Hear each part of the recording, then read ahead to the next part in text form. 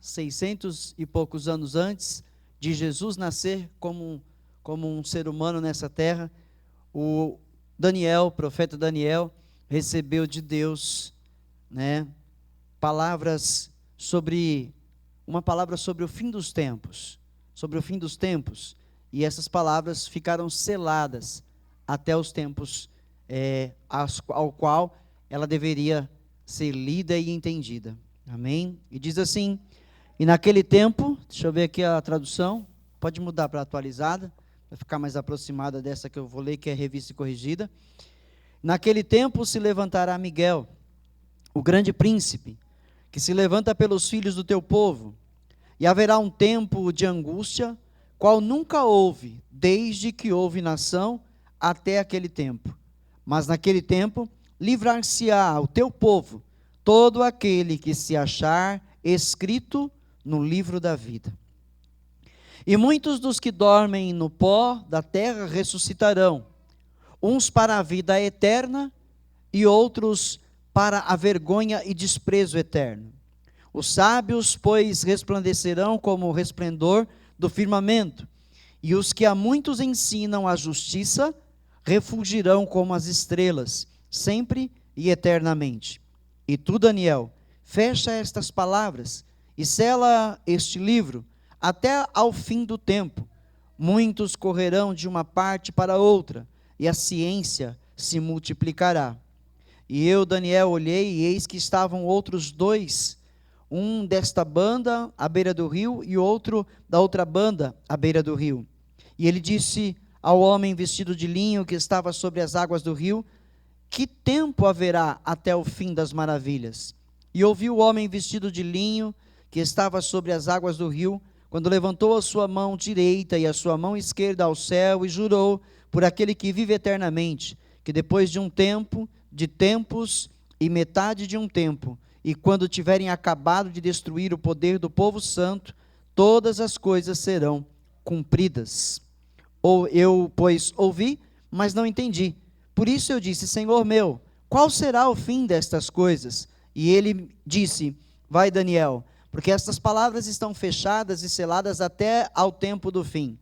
Muitos serão purificados e embranquecidos e provados, mas os ímpios procederão impiamente, e nenhum dos ímpios entenderá, mas os sábios entenderão. E desde o tempo em que o contínuo sacrifício for tirado e posta a abominação desoladora, haverá 1290 dias.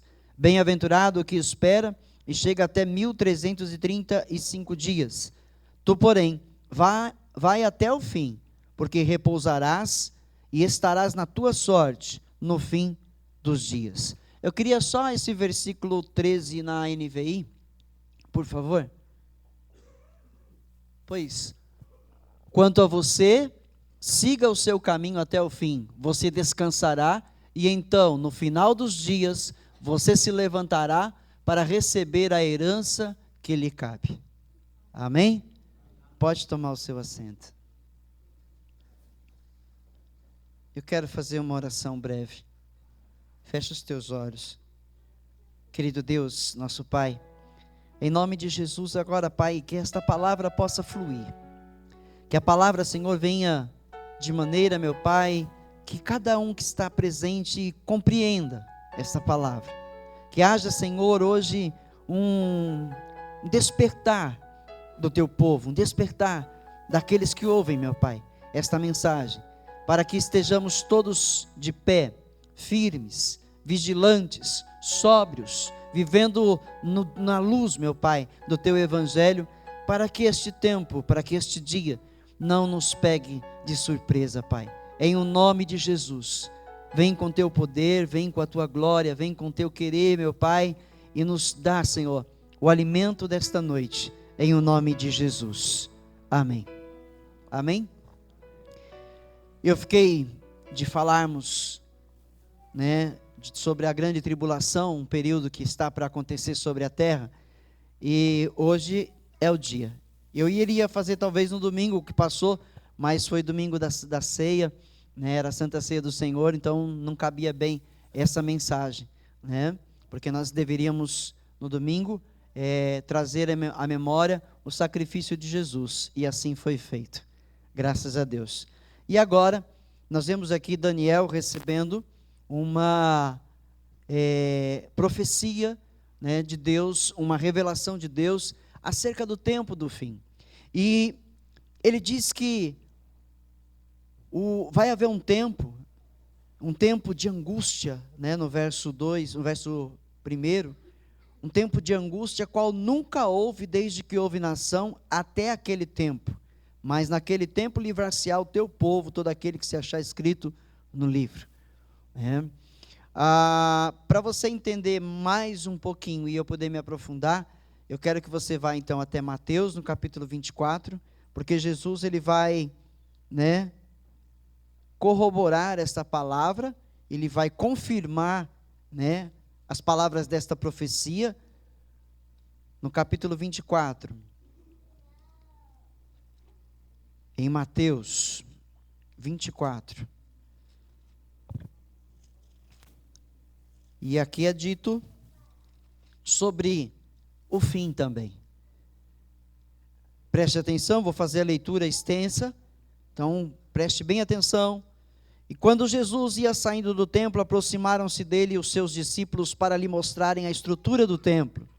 Jesus, porém, lhes disse: não vedes tudo isto?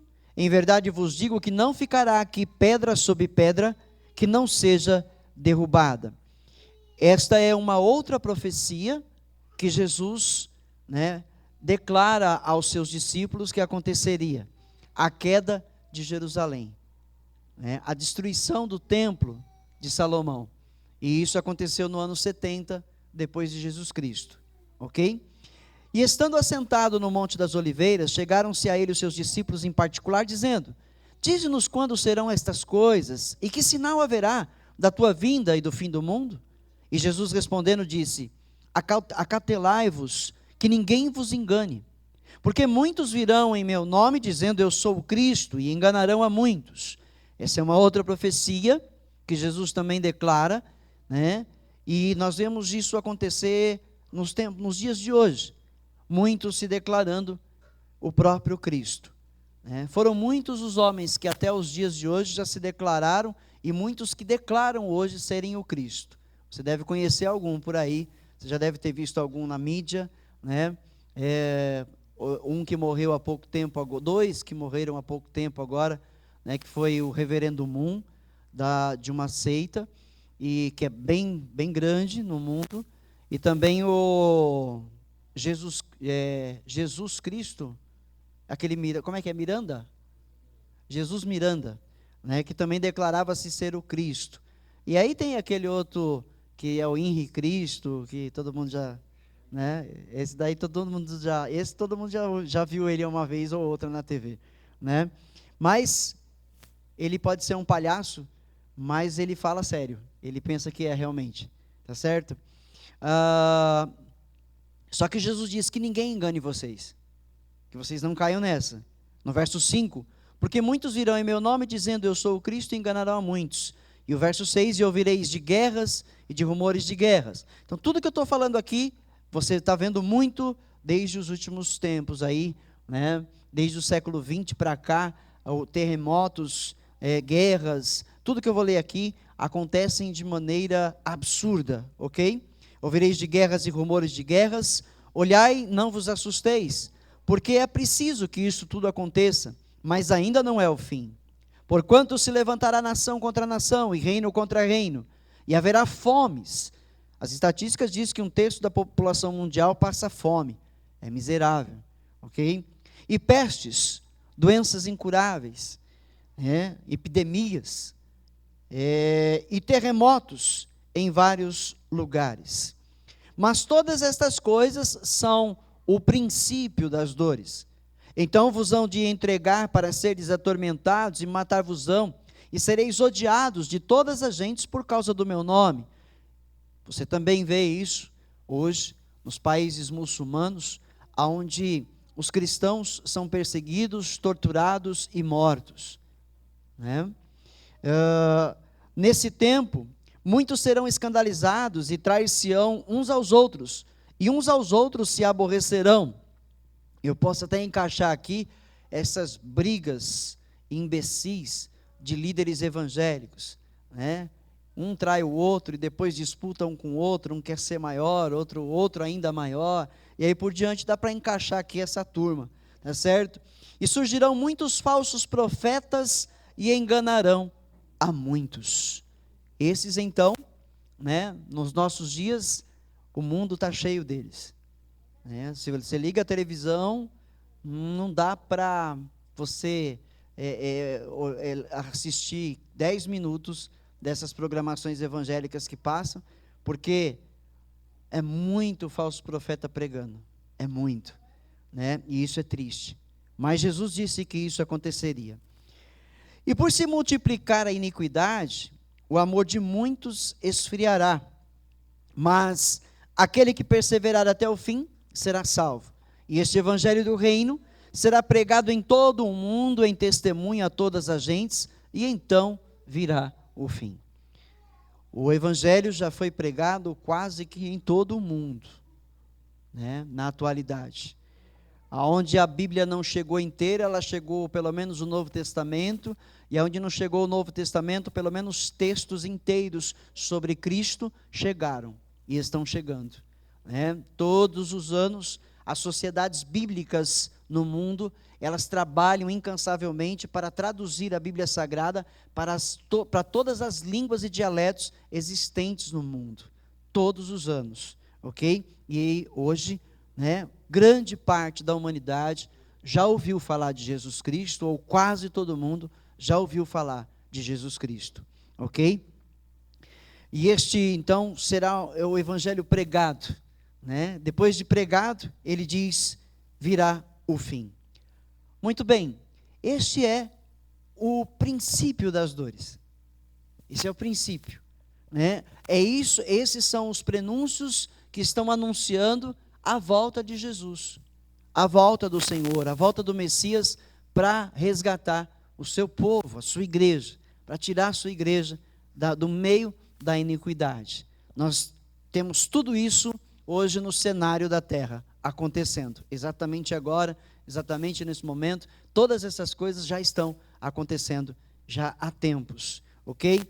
Aí entra a grande tribulação, no verso 15, quando pois virdes que a abominação da desolação, de que falou o profeta Daniel, está no lugar santo, quem lê entenda, né? Então os que estiverem na Judeia, que fujam para os montes, e quem estiver sobre o telhado, não desça a tirar coisa alguma de sua casa, e quem estiver no campo, não volte atrás a buscar as suas vestes, mas ai das grávidas e das que amamentarem naqueles dias, e orai para que a vossa fuga não aconteça no inverno, nem no sábado, porque haverá então grande aflição, como nunca houve, desde o princípio do mundo até agora, as palavras lá do Daniel, nem tampouco haverá jamais. E se aqueles dias não fossem abreviados, 7 anos, nenhuma carne se salvaria, mas por causa dos escolhidos serão abreviados aqueles dias.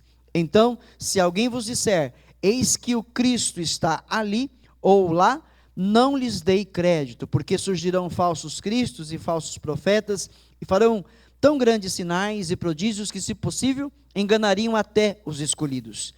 Eis que eu vos tenho predito, portanto, se vos disserem, eis que ele está no deserto, não saiam, ou eis que ele está no interior da casa, não acreditem, porque assim como o relâmpago sai do oriente e se mostra até o ocidente, assim será também a vinda do Filho do Homem, pois onde estiver o cadáver, ali se ajuntarão as águias. A gente faz uma pausa para você entender. A imagem da abominação, né? A abominação da desolação que falou o profeta Daniel, né? É depois no Apocalipse descrito como a imagem da besta, como o próprio anticristo se declarando Deus e querendo ser adorado. Ou seja, o cenário do mundo prepara o tempo chamado Grande Tribulação, um período datado de 7 anos, dividido em 2 períodos, de 3 anos e meio. Então, nesse período, levantar-se-á um governante mundial, um homem que vai receber, né, todo o poder da terra, de todos os reinos, de todas as nações. Ele vai governar o mundo. O mundo já está sendo preparado, vamos dizer, já está preparado. O mundo foi preparado anteriormente para a vinda do Messias, para a vinda de Jesus. Então, como foi no tempo de Jesus, está também sendo o tempo para o anticristo. Nos tempos de Cristo, né, antes de Cristo, o mundo já vinha sendo preparado para que Jesus pudesse vir, né, e pregar o evangelho a todos aqueles pelos quais ele passaria. E o mundo na época era um mundo globalizado, lembrando que o império era o Império Romano, e o Império Romano tinha domínio sobre toda a terra nesta época. Era um governo também mundial, o Império Romano. E o Império Romano então globalizou, trouxe liberdade aos povos para irem e virem, ou seja, havia também o livre comércio como o Mercosul, enquanto as outras demais alianças feitas nos países da Europa, né, da Ásia, o livre comércio entre as nações, o livre ir e o livre vir.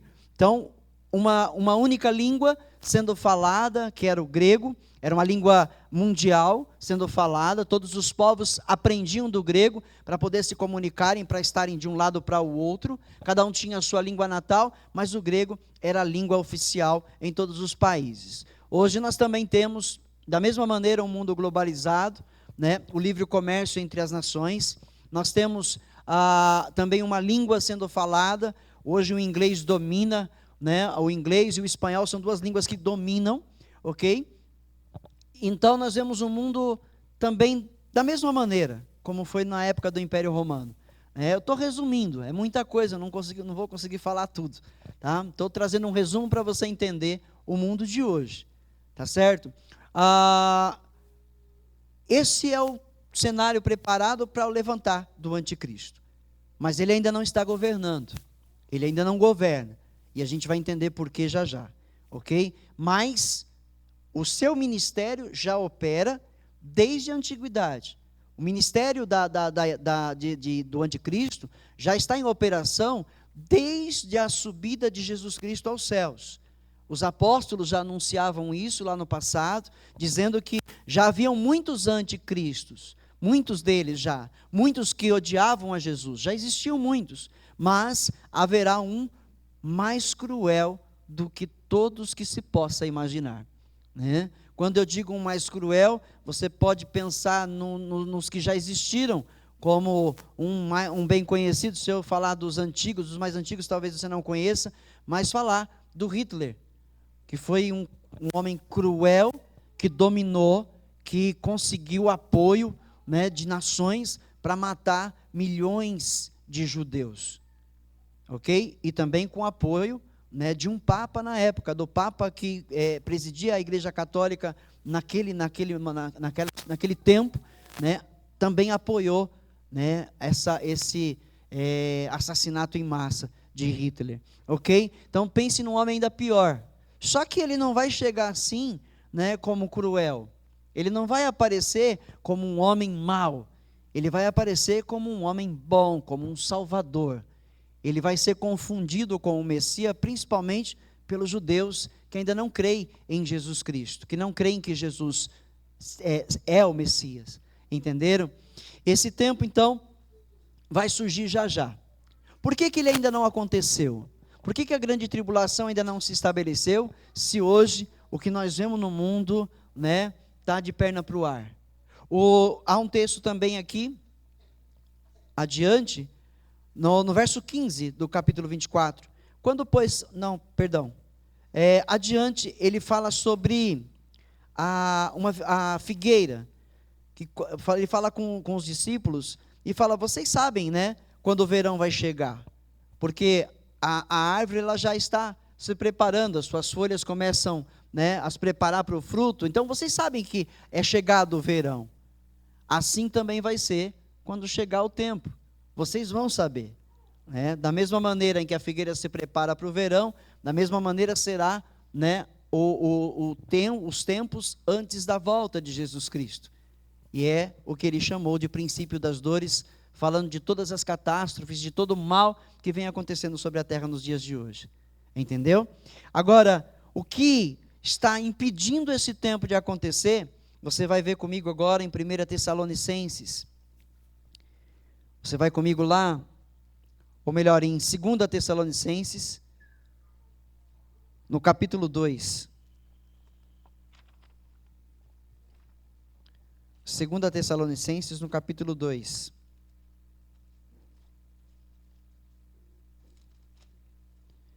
Verso 1. A vinda de Cristo será precedida de manifestações do anticristo. É o subtítulo que tem aqui. E aí o verso 1 diz: ora, irmãos, rogamo-vos pela vinda de nosso Senhor Jesus Cristo e pela nossa reunião com Ele, que não vos movais facilmente do vosso entendimento, nem vos perturbeis, quer por espírito, quer por palavra, quer por carta, como de nós, como se o dia de Cristo estivesse já perto. Ninguém de maneira alguma vos engane, porque não será assim, sem que antes venha a apostasia e se manifeste o homem do pecado, filho da perdição. Vamos fazer uma pausa. Antes que venha a apostasia, é um outro sinal da volta de Jesus. A apostasia. O que é isso? Aqueles que se apostam da fé, né? Aqueles que deixam a verdadeira fé para viver um falso evangelho. Aqueles que dão as costas para Jesus, conhecendo Jesus e a palavra, mas as coisas desse mundo falam mais forte ao coração, e esses então deixam Jesus para seguir a vontade da sua própria carne. Ou então estes que pregam, né, heresias, ensinos extra-bíblicos, que nada tem a ver com a verdade.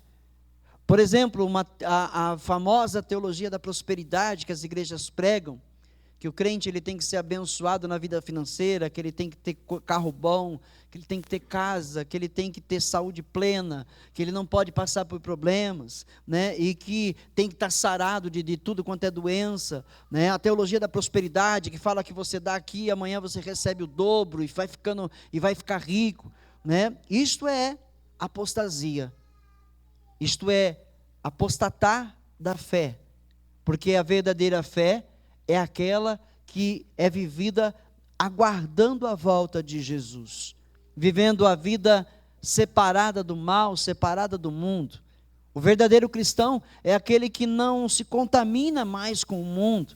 O verdadeiro servo de Deus é aquele que se aparta de tudo aquilo que aparenta ser mal, para viver uma vida digna de ser chamado filho de Deus.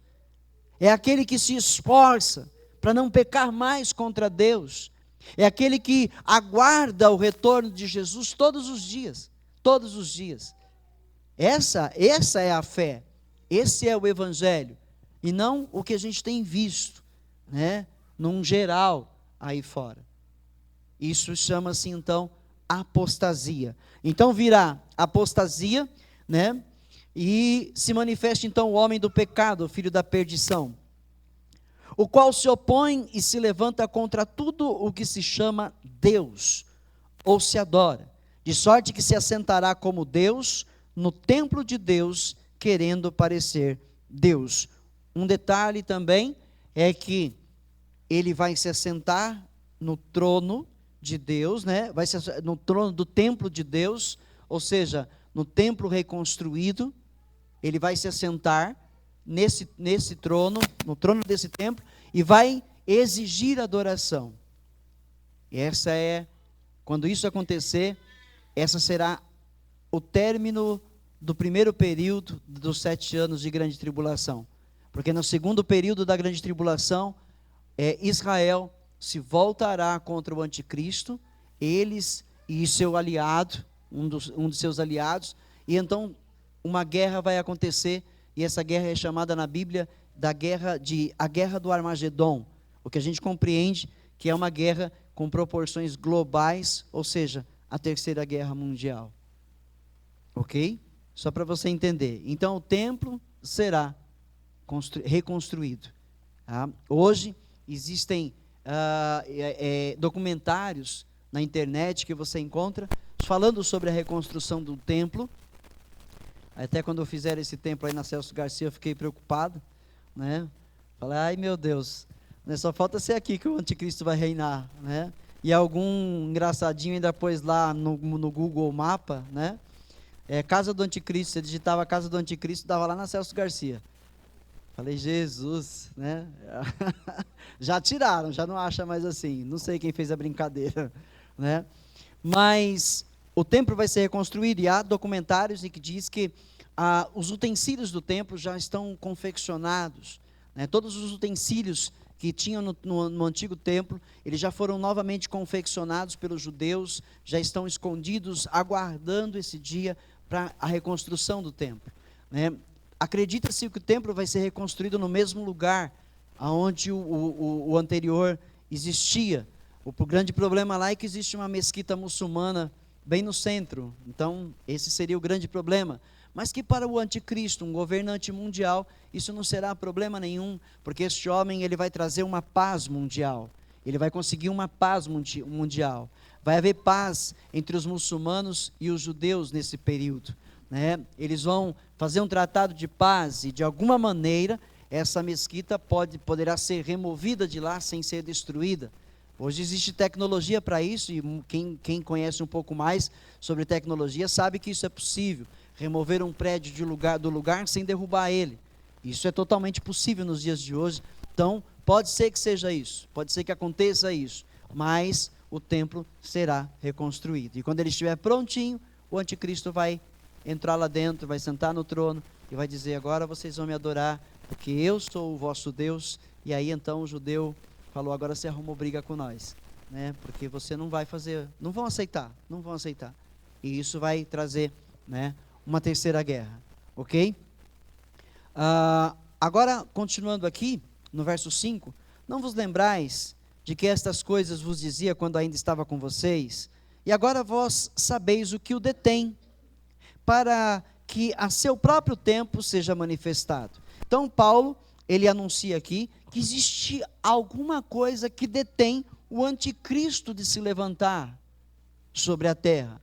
Existe alguma coisa que o detém, ele não pode governar enquanto houver essa barreira. E no verso seguinte, diz assim no verso 7, porque já o mistério da injustiça opera, ou seja, o mistério já está, a maldade dele já opera. Somente há um que agora resiste até que do meio seja tirado. E então seja revelado o iníquo, a quem o Senhor desfará pelo assopro da sua boca e aniquilará pelo esplendor da sua vinda. Então, vai ser tirado do meio, no verso 7. Há um que agora resiste até que do meio seja tirado. Eu preciso ir com você em 1 Tessalonicenses, no capítulo 5. Eu não quero que fique dúvidas. Então, 1 Tessalonicenses, capítulo 5.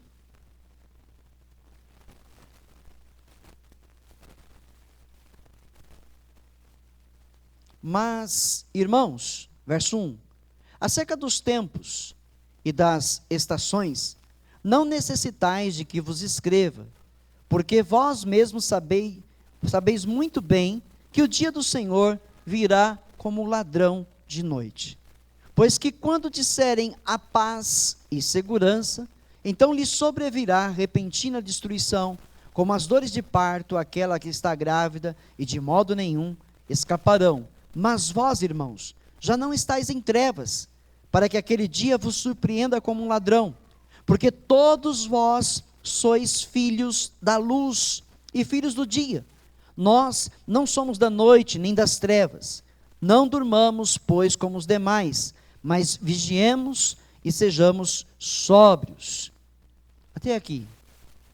Então, há uma promessa feita aos cristãos, aos filhos de Deus, de que Jesus vai voltar, mas quando ele voltar para os seus, para a igreja, ele vem como um ladrão à noite. Ele vem de uma maneira sutil, desapercebida.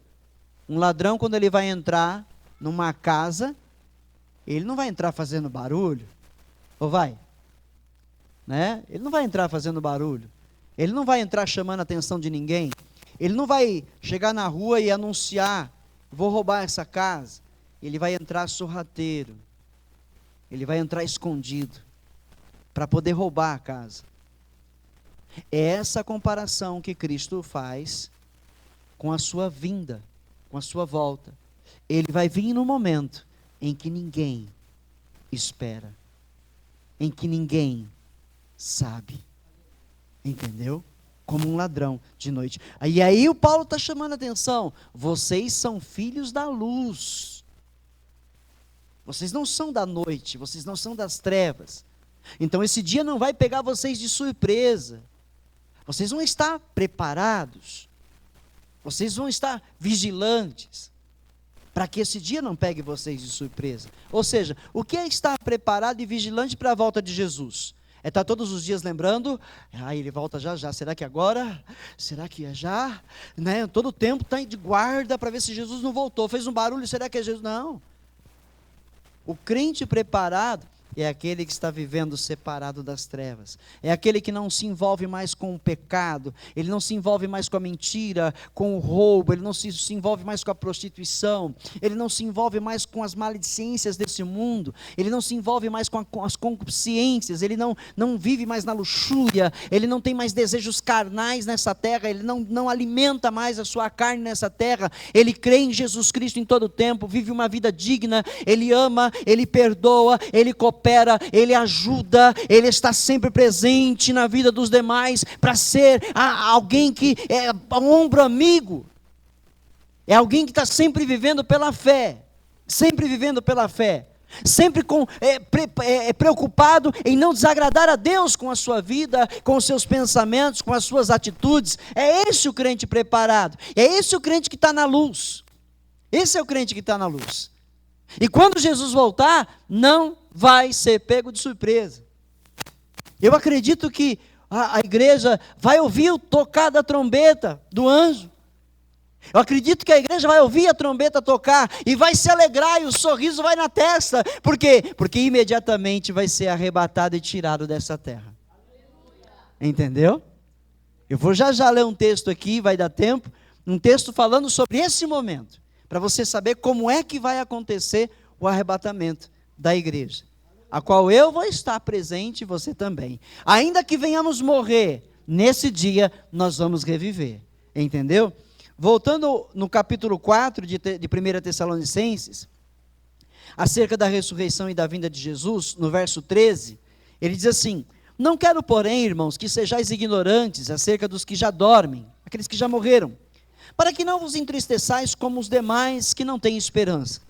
Porque se cremos que Jesus morreu e ressuscitou, assim também aos que em Jesus dormem, Deus os tornará a trazer com ele. Marta e Maria já sabiam disso. Porque quando Jesus fala que vai ressuscitar Lázaro, ele faz uma pergunta para uma delas, ela responde: eu sei, Senhor, eu sei que ele vai ressuscitar no último dia.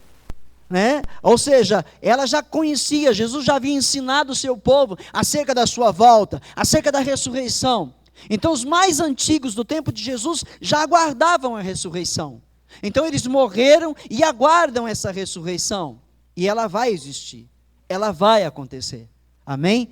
E aí, prossegue aqui o texto, no capítulo 4, porque se cremos então que Jesus morreu e ressuscitou, assim também aos que em Jesus dormem, Deus os tornará a trazer com ele. Dizemos-vos, pois, isto pela palavra do Senhor, que nós, os que ficarmos vivos para a vinda do Senhor, não precederemos os que dormem. Ou seja, nós, os que estivermos vivos para a vinda do Senhor, não vamos passar à frente daqueles que morreram em Cristo. Não vamos passar.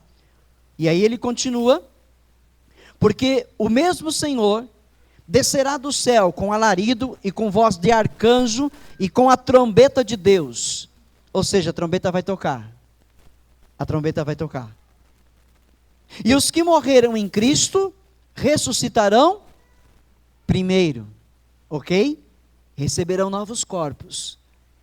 Depois nós, os que ficarmos vivos, seremos arrebatados juntamente com eles nas nuvens, a encontrar o Senhor nos ares, e assim estaremos sempre com o Senhor. Amém? E aí ele termina dizendo: portanto, consolai-vos uns aos outros com essas palavras. Quando você vê um irmão desanimado, sem muita esperança, vai lá e consola ele, fala que Jesus Cristo é o Senhor da vida dele, vai lá e consola ele, fala: creia, meu irmão, porque Jesus está vendo todo o sofrimento, Ele está vendo toda a sua luta, toda a sua batalha, e está vendo você se esforçando para fazer a vontade dele. Então creia, porque quando Ele voltar, você vai estar com Ele nos ares, você vai estar lá com Ele. Essa é a promessa de Jesus para todo aquele que crê nele. E como que vai ser esse momento? 1 Coríntios, no capítulo 15, Paulo nos dá detalhes do momento do arrebatamento. 1 Coríntios, no capítulo 15, vamos lá comigo, no verso, vou pegar, deixa eu ver de um verso para ficar bem claro como vai ser, verso 50, 1 Coríntios 15, verso 50. Amém? E agora digo isto, irmãos, que carne e sangue não podem herdar o reino de Deus, nem a corrupção herda a incorrupção. Ou seja, esse corpo carnal, esse corpo de carne e osso que nós temos, não herdará a vida eterna. Por quê? Porque este corpo foi feito para esta vida. Ele não é para a eternidade. A Bíblia diz que do pó ele veio, ao pó ele vai retornar, ok? Mas a tua alma, a minha alma, elas são eternas. Elas são eternas. Sabe, o que você compreende por você, essa parte é eterna. Ela não tem fim. Ela não vai desaparecer. Ela é eterna. Amém? Então, só que ela não vai assim, sem corpo para a eternidade. O Paulo vai explicar isso aqui para a gente. Ela não vai sem corpo. Vamos lá ver. 51. Eis aqui vos digo um mistério. Na verdade, nem todos dormiremos. Ou seja, nem todos vão morrer. Mas todos seremos transformados. Entendeu? Ou seja, receberemos um novo corpo. Um novo corpo. Um corpo celestial. Celestial. Ok? Aleluia. Num momento, num abrir e fechar de olhos, ante a última trombeta, porque a trombeta soará e os mortos ressuscitarão incorruptíveis e nós seremos transformados. Porque convém que isto que é corruptível se revista da incorruptibilidade e que isto que é mortal se revista da imortalidade. E quando isto que é corruptível se revestir da incorruptibilidade e isto que é mortal se revestir da imortalidade, então cumprir-se-á a palavra que está escrita: tragada foi a morte na vitória. Aleluia. Amém? Onde está, ó morte, o teu aguilhão? Onde está, ó inferno, a tua vitória? Ora, o aguilhão da morte é o pecado, e a força do pecado é a lei, mas graças a Deus que nos dá a vitória por nosso Senhor Jesus Cristo. E aí ele termina dizendo: portanto, meus amados irmãos, sede firmes e constantes, sempre abundantes na obra do Senhor, sabendo que o vosso trabalho não é vão no Senhor. A palavra de Deus para a igreja é: sejam firmes e constantes. Tá? Não é aquele crente que ora é aleluia e glória a Deus, e ora é misericórdia, não aguento mais, quero ir embora, quero morrer, né? Não quero mais servir a Deus, e depois está lá de novo: não, Deus é fiel, olha, alcancei uma vitória, está indo bem. Não, constantes, firmes e inabaláveis. Lembrando que ficou bem claro na palavra de Deus, desde os tempos mais antigos, dito por Salomão, que todos nós passamos tribulações sobre a terra. O sol vem para todos, a chuva também. Então todos nós passaremos por lutas, todos nós passaremos por tribulações nesta vida. Não adianta querer se enganar e achar que o evangelho é mar de rosas, é que é tudo do bom e do melhor. Não, o evangelho nos traz a vida eterna. A vida eterna, sim, é tudo de bom e do melhor. A vida eterna não tem dor mais, não tem tristeza mais, não tem mais doença, não tem mais morte, não tem mais falta de dinheiro, não tem mais falta de paz, não tem mais perturbação, não tem mais nada ruim. Essa é a vida eterna. E nós seremos levados para, a Bíblia chama de novos céus e uma nova terra. Uma nova terra. Mas nessa qual nós estamos vivendo, nesta casa, neste corpo, nós temos que enfrentar lutas. Jesus declarou em João 16:33, que neste mundo nós teríamos aflições, mas que nós deveríamos ter bom ânimo, porque Jesus Cristo venceu o mundo. Entendeu? Então nós temos que estar unidos para isso. Porque você tem que entender uma coisa, agora eu vou falar de igreja, agora eu vou falar de nós estarmos reunidos juntos, sempre unidos, sempre lado a lado. É importante estarmos juntos, é importante estarmos unidos, é importante a gente parar de ficar olhando para os defeitos uns dos outros e começar a apreciar as qualidades e unir a qualidade de um no outro, e juntos vivermos uma vida plena na presença de Deus, porque isso nos fortalece para estarmos de pé dia a dia, enfrentando as tribulações da vida, enfrentando as lutas da vida.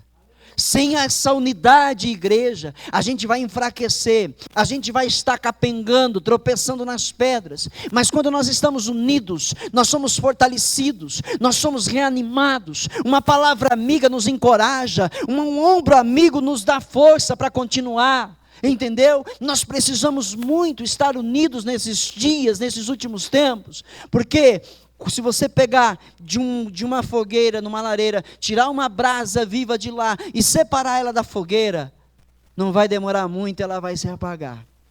Mas se você juntar ela outra vez na fogueira, imediatamente ela pega fogo. Essa brasa é você, essa brasa sou eu. Se nós estivermos fora dessa fogueira, igreja, corpo de Cristo, nós também vamos apagar, nós vamos desanimar, nós vamos desistir. Mas se permanecermos unidos, estaremos sendo sempre fortalecidos, porque Jesus está preparado para voltar já. Ele já está preparado para ordenar ao anjo tocar essa trombeta, para nos recolher dessa terra e nos levar para a eternidade. Essa é a palavra da cruz.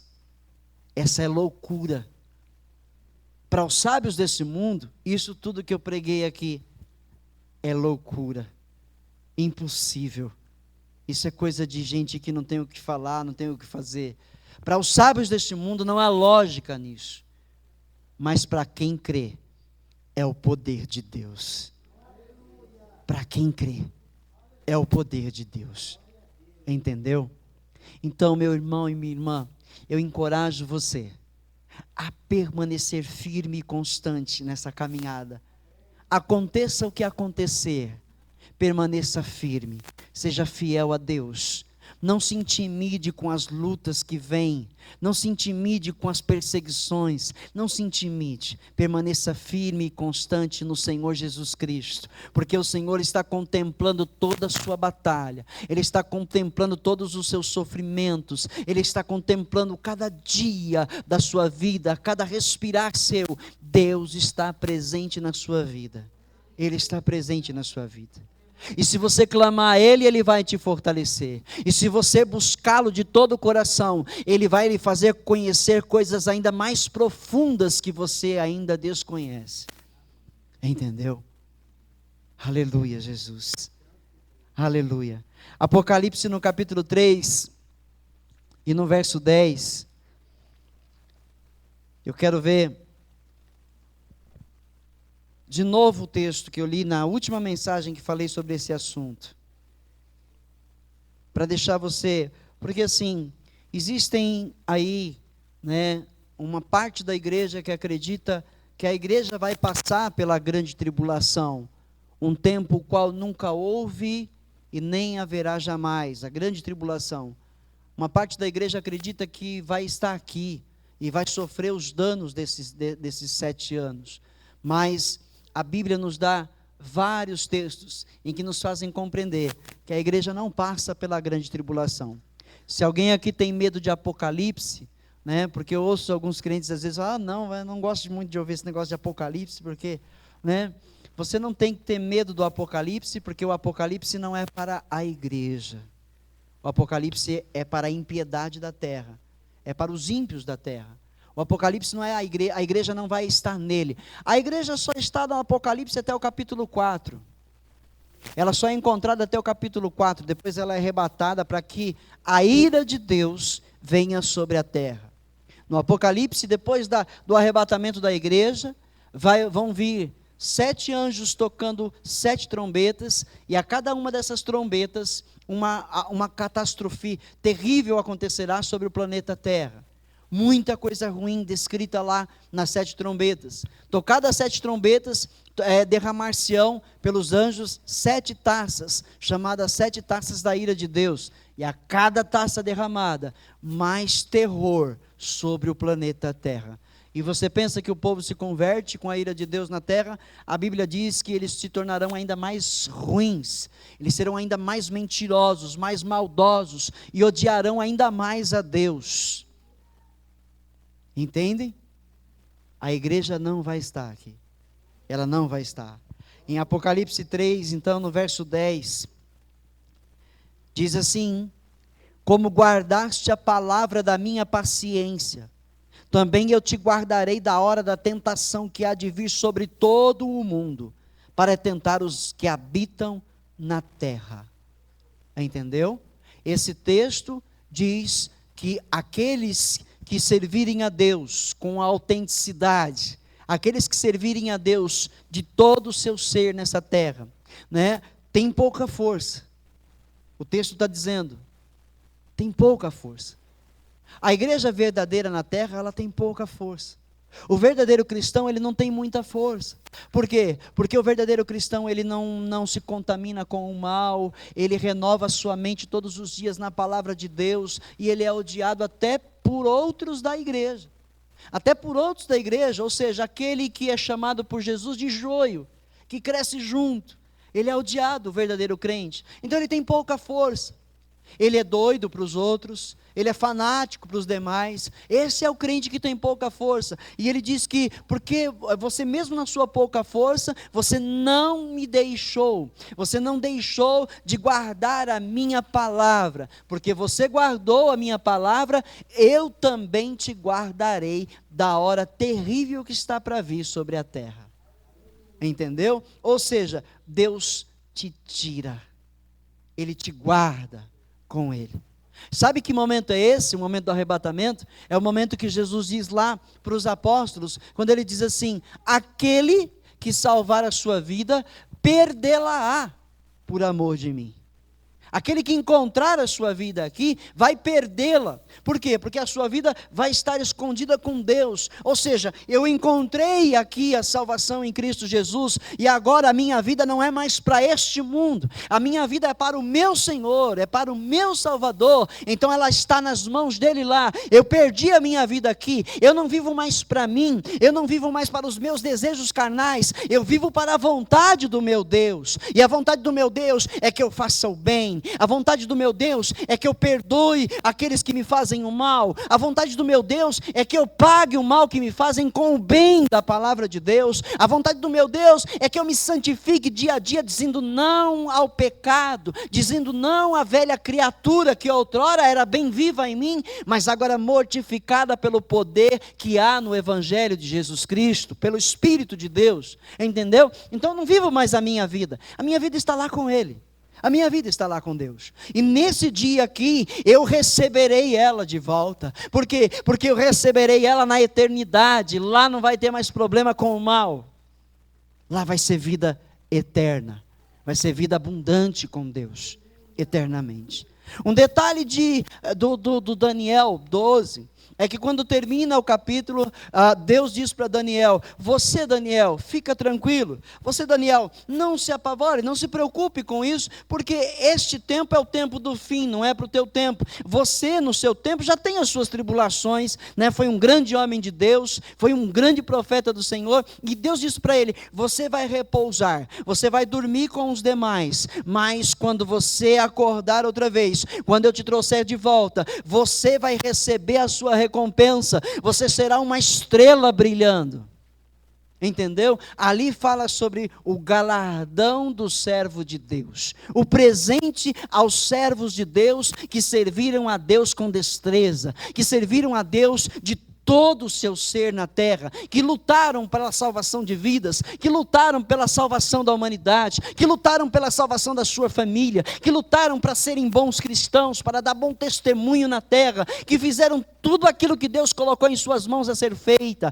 Estes, como Daniel, receberão um presente de Deus além da salvação, além da vida eterna, chamado na Bíblia de galardão. Não dá para ter certeza do que é, mas em algumas parábolas que Jesus conta, a impressão que dá é que muitos serão também governantes no reino de Deus, terão cargos altíssimos no reino de Deus, como os anjos têm, entendeu? Então, meu irmão e minha irmã, vale a pena você fazer a vontade de Deus nessa terra. Duro é ouvir o que eu vou dizer, mas se a vontade de Deus para mim é que eu passe por tribulações, é que eu passe por lutas terríveis, é que eu sofra a opressão das trevas, porque sirvo a Deus, então que seja assim, seja feita a vontade de Deus, e não mais a minha, não mais a minha. Me faz lembrar dos antigos que morreram por amor a Cristo, e morreram por amor à palavra de Deus. Um homem que foi, porque defendeu a verdade da Bíblia Sagrada, ele foi levado a uma fogueira, ele foi queimado em praça pública, diante da igreja de Roma. Ele foi queimado porque defendeu a verdade das Escrituras, e quando acenderam o fogo, e as chamas começavam a arder, pegar no seu corpo, ele cantava, ele adorava a Deus, as chamas já o encobriam, e se ouvia o louvor da sua boca. Eu não sei qual é o louvor que ele cantava, mas eu acredito que era algo semelhante ao: mais perto quero estar, meu Deus, de ti, ainda que seja dor, que me una a ti.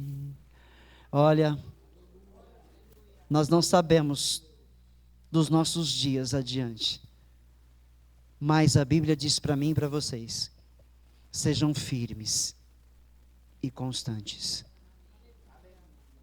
porque haverá recompensa. Sejam fervorosos na fé, sejam fervorosos, animem-se, porque servem a Deus. Alegrem-se, porque vocês fazem parte do corpo de Jesus Cristo. Animem-se em trabalhar nesta obra, animem-se em fazer o bem, porque vai haver recompensa para vocês. Vai haver recompensa. Muitos se enganam achando que as recompensas são terrenas. Não, nesta terra o que recebemos de Deus é tudo aquilo que necessitamos para estarmos de pé, é tudo aquilo que nós precisamos, Ele nos dá nessa terra, porque as recompensas não são terrenas, as recompensas são eternas, eternas, amém? Então, meu irmão e minha irmã, não fica correndo atrás do vento, não fica aí, correndo atrás das coisas terrenas, as coisas que vão deixar de existir. Busque as eternas, porque os céus e a terra vão passar, e a palavra de Deus permanecerá. Amém? E aqueles que viveram por ela, permanecerão com ela. Que o Senhor abençoe você. Que o Senhor te fortaleça para você continuar a sua batalha, a sua vida diária sobre a terra, que eu sei, não deve ser brincadeira, não deve ser fácil, alguns enfrentando problemas no trabalho, outros às vezes no lar, outros às vezes enfrentando problema com a sua própria saúde, outros enfrentando problemas com a falta de dinheiro. São problemas mil, mas seja firme, seja constante na fé, persevera, porque Deus vai te recompensar. Amém? Não abaixa a tua cabeça. Eu me lembro que uma vez eu vi na TV, num programa, era um programa do Raul Gil, acho, e há muitos anos atrás, e levaram um cotoquinho numa caminha num Moisés, como se fosse um Moisés. Levaram o cotoquinho. Não era uma criança, era um adulto, sem pernas, sem braços, só tinha essa parte do corpo, não tinha mais nada.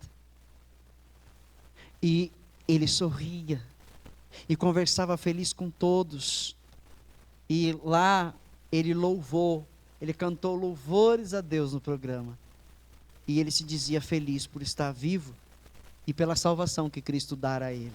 Entendeu?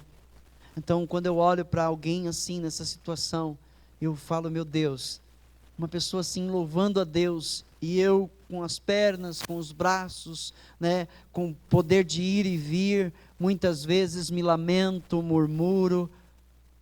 Que a gente entenda que Deus, Ele não permite nada além do que você possa suportar nessa vida. Ele não permite que você passe por coisas além das suas forças, além daquilo que você suporte. E quando você não for suportar, Ele vai abrir uma porta para você escapar. Entendeu? Então, não abaixe a tua cabeça diante dos seus problemas, não abaixe a cabeça diante das suas lutas, das perseguições. Ergue a cabeça, olhe para os céus, porque de lá sempre te virá o socorro. Amém? Que o Senhor abençoe você, que o Senhor fortaleça você, e que nós estejamos unidos e juntos nesta caminhada, porque ela ainda não terminou, ainda tem mais para nós aqui. Amém? Aleluia. Vamos orar? Vamos ficar de pé, vamos orar.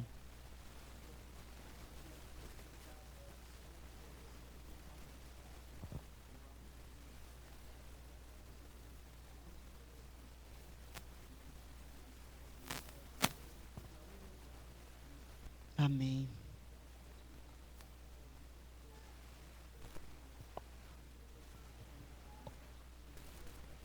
Amém. O Selby está dizendo que 22 cristãos estão condenados à morte no Afeganistão para os próximos dias. Eles serão mortos porque não negaram a Jesus Cristo, eles não negaram a sua fé, né? Então nós vamos orar também por essas pessoas, para que eles permaneçam firmes e constantes, porque se morrerem é lucro, já é ganho, né? Já é ganho, porque eles são salvos. Eles são salvos. Que Deus os fortaleça, né? Eles terão um lugar maravilhoso com Deus lá, com certeza.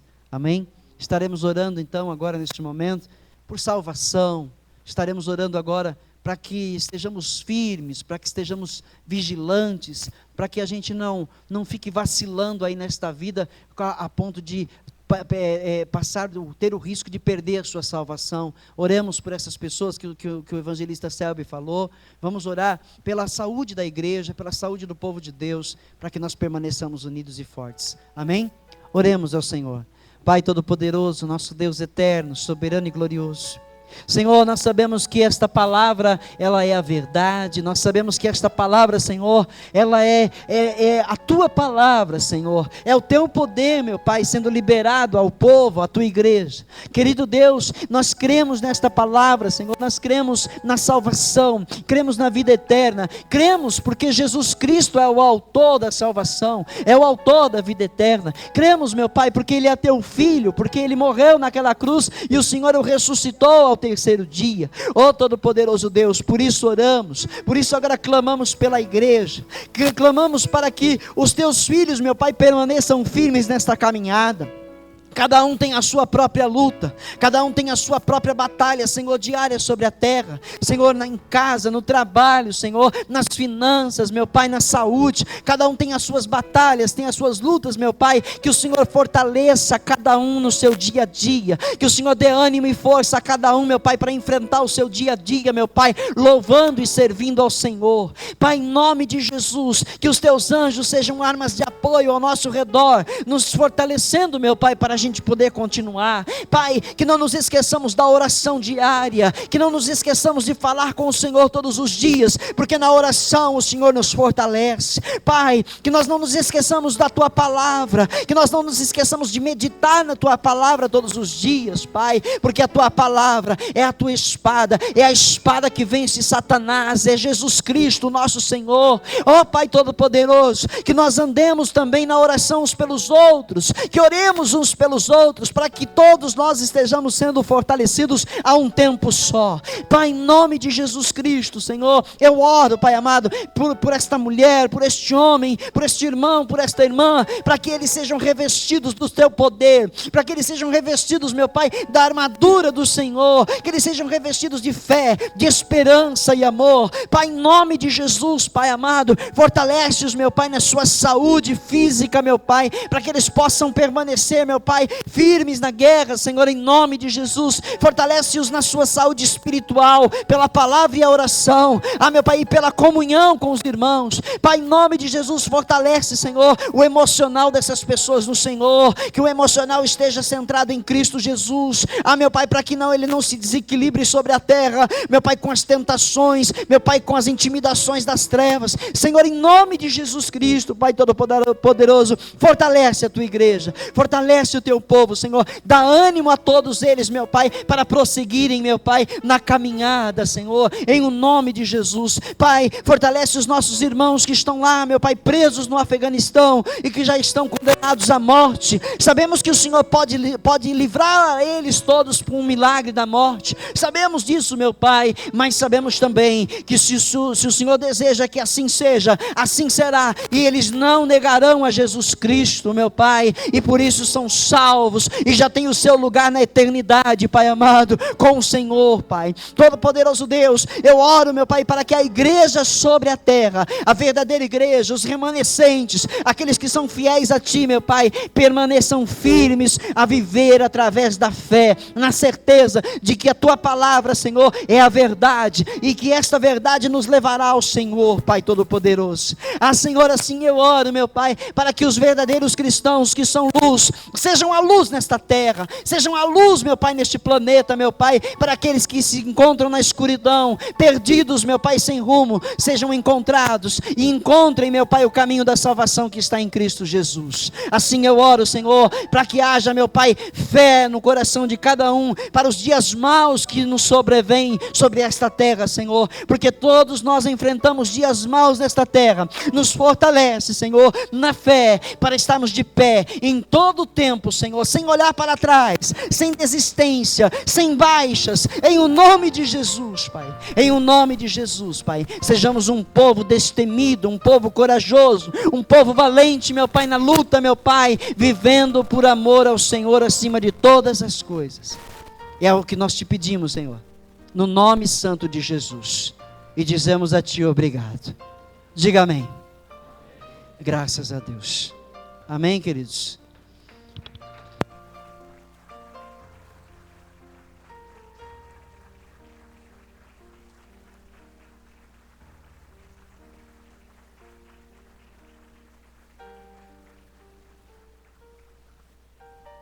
Sente mais um minuto. Aleluia, Jesus. Eu lembro aos irmãos do domingo, para que vocês não faltem, estejam na escola bíblica às 10 horas da manhã, porque estamos aprendendo mais desta palavra. E depois às 18 horas estejamos reunidos no culto da família, para louvarmos e adorarmos o nosso Deus nesta mesma fé. Amém? A diaconisa Paula quer dar um recado antes que a gente encerre o culto? A paz do Senhor, igreja, boa noite, Deus abençoe.